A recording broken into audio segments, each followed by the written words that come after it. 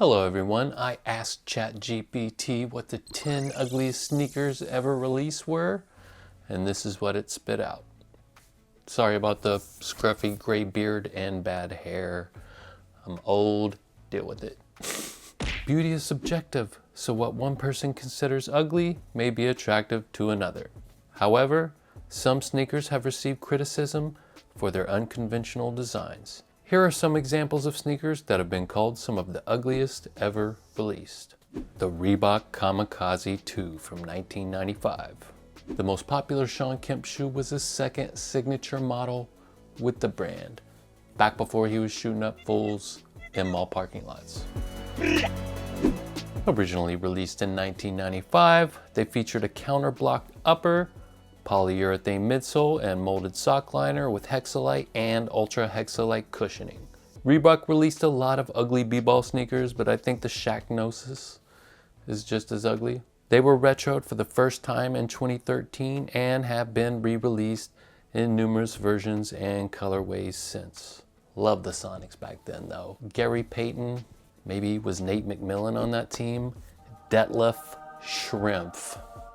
Coming in next is the Nike Shox BB4 from 2000.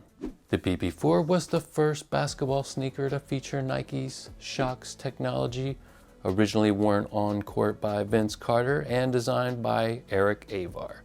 They feature a molded synthetic leather upper, Phylon midsole, Zoom Air unit in the forefoot, and an exposed Nike Shox column in the heel. The Nike Shox BB4 was retroed in 2009 and then again in 2012.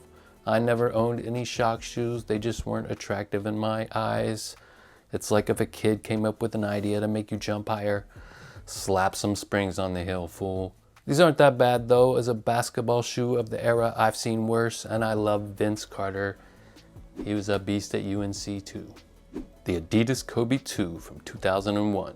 So many words, so many articles have been written about this shoe's ugliness. I posted this shoe on my Instagram and asked, was this the ugliest shoe of all time? And I quite enjoyed the reactions.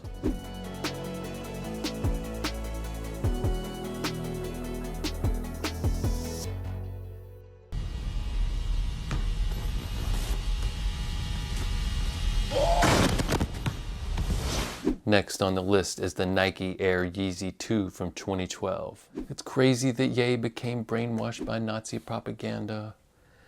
But this was long before that, and I think we can see this amalgamation or mashup of a shoe that was released in 2012 and designed by Kanye West and Nike designer Nathan Van Hook was before Kanye really had a solid vision for his brand or the freedom to design what he wanted, like with Adidas.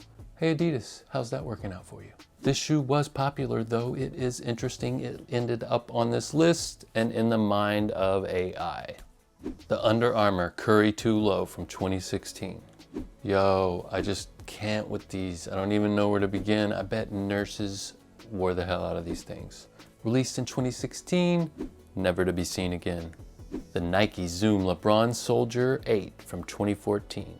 I've seen worse, I'm not gonna lie. These are kinda 90s Reebokish to me though. I bet if you were a street baller, these were a solid choice that held up and didn't look too shabby right away. These are packing less tech than LeBron's regular line, and I can see why people may dislike, but for me, they don't belong on this list. ChatGPT. The Fila Fitness from 1988. Now known as the Fila F13, the Fila Fitness was released in 1988 and reissued in 2003 under its new name. Just in case you weren't sure, the F stands for Fila, and the 13 is because this was the 13th trainer they'd release. This shoe has always been ugly. It's got those Reebok aerobic vibes, but just more Italian. The Air Jordan 15 from 1999. Debuting as the first signature Michael Jordan sneaker to release after his second retirement, designed by Tinker Hatfield, the Air Jordan 15 was inspired by the X-15 hypersonic jet plane. The sneaker features a Kevlar mesh woven upper, a dynamic fit inner booty, and Zoom Air in both the heel and the forefoot. The exaggerated tongue on the sneaker is also inspired by Michael Jordan's trademark tongue out playing style. Sometimes I think this shoe's a great example that they just need to take their design inspiration and interpretation and make it different. I've seen worse though. It's a Jordan. The Adidas Harden Volume 1 from 2016. This shoe was the first signature sneaker for the Houston Rockets guard James Harden. The sneaker featured a full-length Boost cushioning, a traction pattern designed specifically for Harden's game, an asymmetrical lacing system, and a knit-based upper with a leather shroud. And I think that's what kills it. I don't like that toe, the leather shroud. And I guess other people didn't either. Last on the list, and these are in no specific order, is the New Balance 2002 R.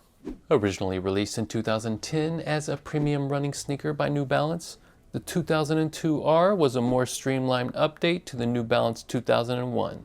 With the cost of $250, the first 2010 version of the New Balance 2002 didn't survive long, getting scrapped and moved into the archive. After waiting almost 10 years, New Balance, with some help from creative director Tetsuya Shono of New Balance Japan, brought back the 2002, this time with an R suffix. Lower price point, updated new sole taken from the 860 V2, and energy cushioning. They did all that, and people still think it's ugly. Thanks for watching this ChatGPT Ugliest Sneakers Ever Released lists. What do you guys think? Did they get some right, wrong? What are your ugliest sneakers? Leave the comments below. Check out some of my other content. Like, subscribe if you want. You don't have to. Peace.